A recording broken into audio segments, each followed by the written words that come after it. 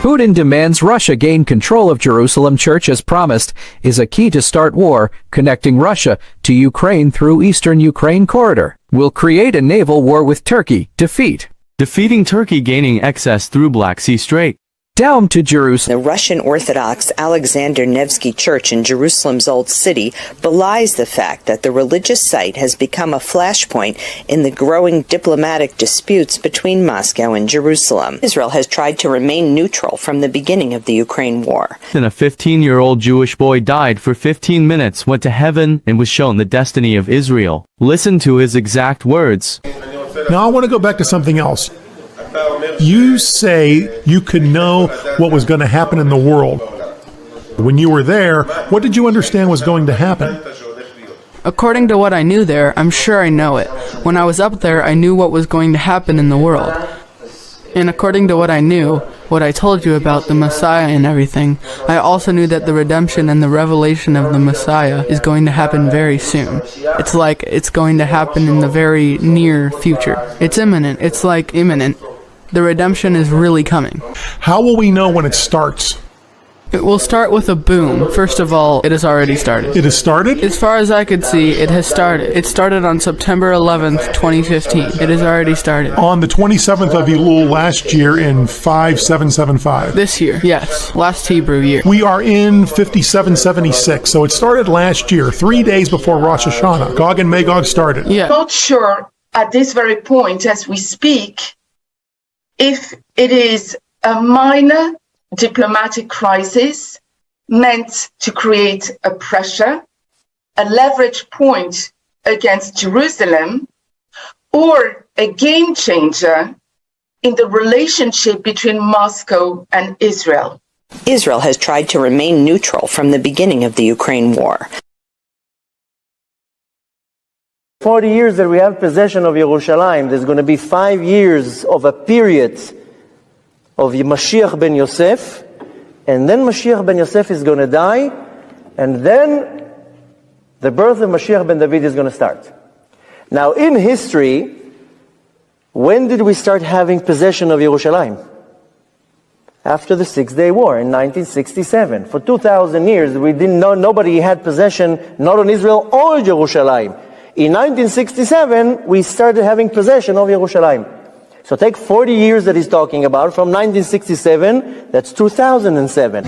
On April the 30th, 2007, Israel Today ran this amazing headline story. Rabbi reveals the name of the Messiah.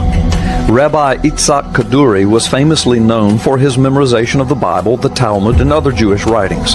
He was a teacher and a revered master at Nahalat Yitzhak Yeshiva Seminary. When the Russian army with their vessels and their ships are crossing these sea strait, that when the Russians are going to start a confrontation with the Turks, and they're going to cross the same place, then you can start getting ready because the Geulah is about to come. The world is moving towards an unpredictable era ever since the Russia-Ukraine war started.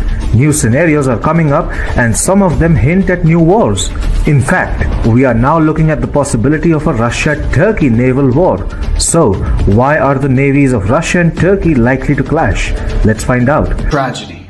However, we learn and our sages tell us that in the days of Mashiach, may it be today, when the third temple is built. But folks, it gives you an idea. Do you see which way the winds are blowing? We've been documenting this for months now, whether it's over Jerusalem, the Golan Heights, Ukraine, Syria, of course.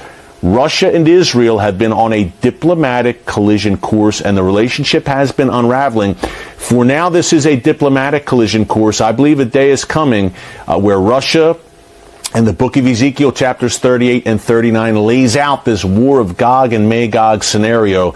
It's more than a scenario. It is coming. And I believe Russia will lead that, as Ezekiel calls it, latter days, confederation of nations that come against Israel. The God of Abraham, Isaac, and Jacob intervenes in the affairs of men for the whole world to see in a way he really hasn't done in 2,000 years. Today on the newscast, as the current Israeli government collapses in real time, could Israel be staring at new elections once again? And could Bibi be waiting in the wings? Plus, with Russia set to target Israel at the UN, are these two nations on a collision course?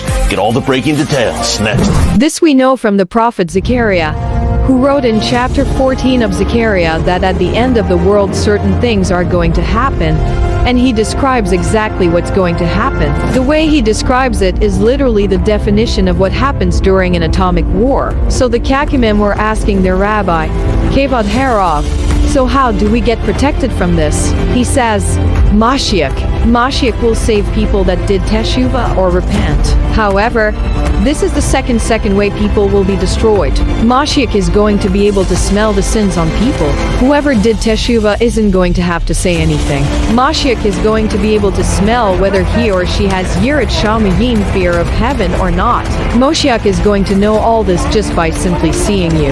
A person who did not do teshuvah, unfortunately, joins the rest of the people that go with Gog and Magog. But David Hamelech tells us in Tehillim that the people who did teshuvah will be saved by Mashiach, despite the war and despite the pain.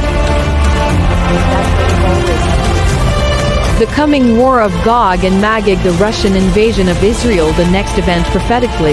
It have all the events connecting to the current happenings in Russia, Ukraine, Turkey, Syria, and Israel. See the link below for the full prophetic details outlined by various sources.